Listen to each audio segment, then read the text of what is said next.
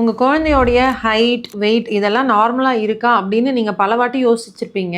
But அத வந்து அப்ஜெக்டிவா prove பண்ணோம் அப்படின்னா, அதுக்கு குரோத் சார்ட்ஸ் இருக்கு. இது உங்க பீடியாட்ரிஷியன் பண்ணியிருப்பாங்க. நீங்க இத வீட்லயே நீங்களும் பண்ணலாம் அப்படின்றது தான் நான் சொல்லப் போற இந்த வீடியோல. ஸோ குரோத் சார்ட்ஸ் அப்படின்றது குழந்தைங்களுடைய வளர்ச்சியை வந்து மானிட்டர் பண்றது. ஸோ இங்க வந்து என்கிட்ட 2 குரோத் சார்ட்ஸ் இருக்கு. ஸோ ஒன்னு வந்து பிங்க் அண்ட் அதர் ஒன் வந்து blue. So blue is meant for boys and pink வந்து பெண் குழந்தைங்களுக்கானது. இதுல நம்ம எப்படி மானிட்டர் பண்ண போறோம் அப்படின்னா, இந்த growth chartsல வந்து 3 காலம்ஸ் இருக்கும். ஸோ இந்த கீழே இருக்கிறது வந்து குழந்தைங்களுடைய வெயிட் பார்க்கறது, நெக்ஸ்ட் அவங்களோட ஹெட் சைஸ் அண்ட் மேலே வந்து குழந்தைங்களுடைய ஹைட் மெஷர் பண்ணுறது.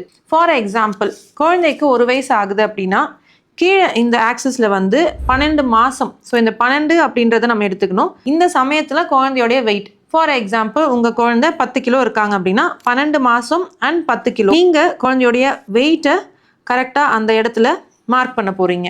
நெக்ஸ்ட் குழந்தையோடைய head size. For example I would say இதுல வந்து ஒரு 44 சென்டிமீட்டர்ஸ் இருக்கு. ஸோ 44ல you draw a mark. And next குழந்தையோடைய ஹைட் ப்ராபப்ளி ஒரு 72 சென்டிமீட்டர்ஸ்.